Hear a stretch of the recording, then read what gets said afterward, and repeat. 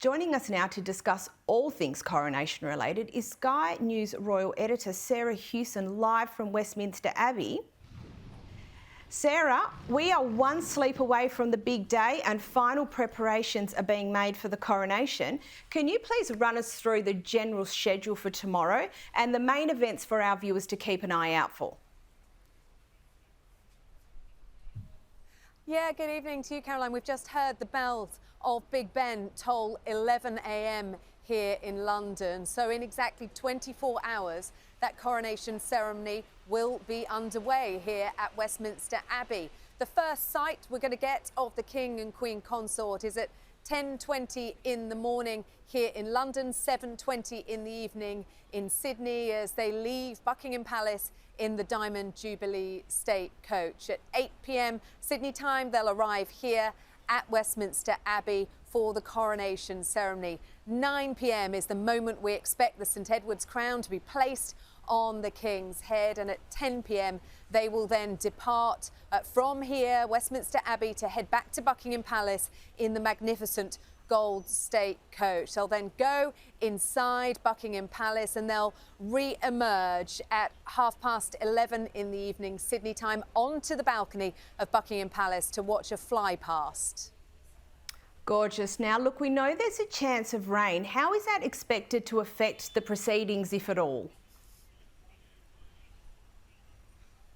Yeah, well, I should have said hopefully to watch the fly past, because at the moment the Ministry of Defence say it's 50-50 whether that fly past can go ahead, because the weather forecast tomorrow is typically British. It's going to be cloudy and there's likely to be rain as well. And if the weather's not good enough, they might have to make a last-minute decision to either scale back or even cancel the fly past, which I think is a real shame because it's meant to be the culmination, the grand finale of this day. And so many people will be watching that on television, but also those who've gathered here in London to get a glimpse overhead of that incredible sight. Now, in the lead up to the coronation, we have seen photos of the first of the royal garden parties for 2023 and Charles's first as king.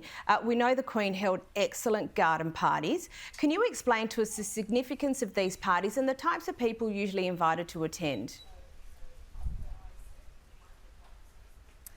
Yeah, so garden parties take place every year and you get around 30,000 people who are invited to come and take afternoon tea in the grounds of Buckingham Palace, and a lucky few get to be introduced to members of the royal family. Those who are invited are people who have served their communities. They might be charity workers, they might work for the emergency services, they might be military veterans, for example. So we had the first one earlier this week, the first of the King's reign, to start off the coronation celebrations. Lionel Richie was on the lawn of Buckingham Palace having a fantastic time. I might say you don't normally get the likes of Lionel Richie at the garden parties, but that would certainly have been a treat for those who were also invited.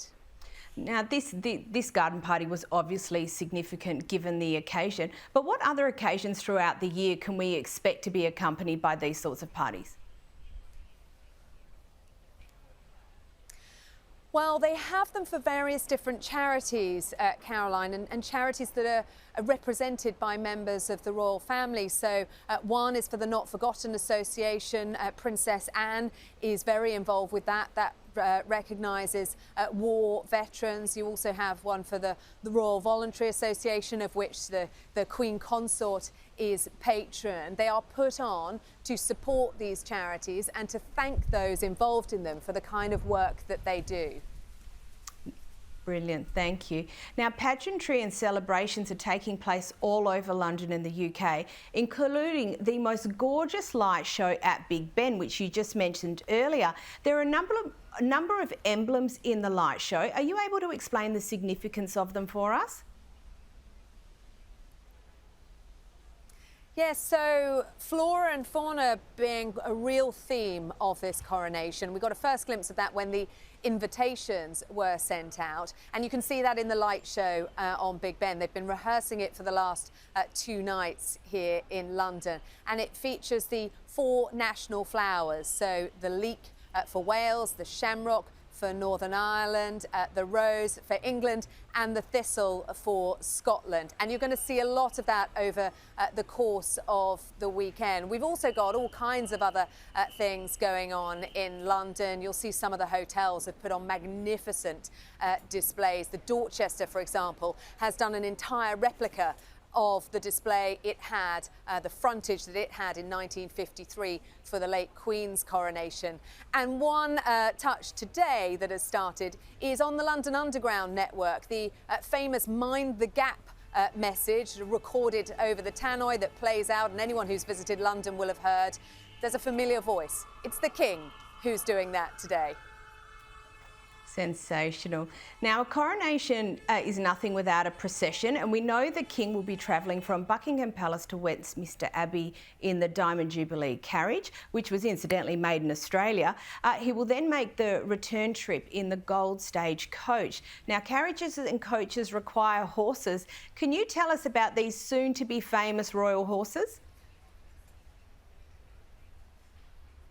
Yes, these are the Windsor Greys. There will be 8 of them to pull the Gold State coach from Westminster Abbey back to Buckingham Palace. 6 that will pull the Diamond Jubilee State coach, because that one's rather lighter, more comfortable and much more modern. So let me tell you, they are Icon, Shadow, Milford Haven, Newark, Echo, Knightsbridge, Meg and Tyrone. They are greys, so they're light in colour. They're called the Windsor Greys because they used to be based in Windsor during Queen Victoria's reign. They now live at the Royal Mews, just a short distance from Buckingham Palace. They have been out practising for months, out in the early hours of the morning. And when they get back to the Royal Mews, if they've behaved, if they've done their job properly, they get a big round of applause, they get bangs of drums, they get flowers thrown at them to try and get them used to what it might be like on the streets of London on a day like tomorrow.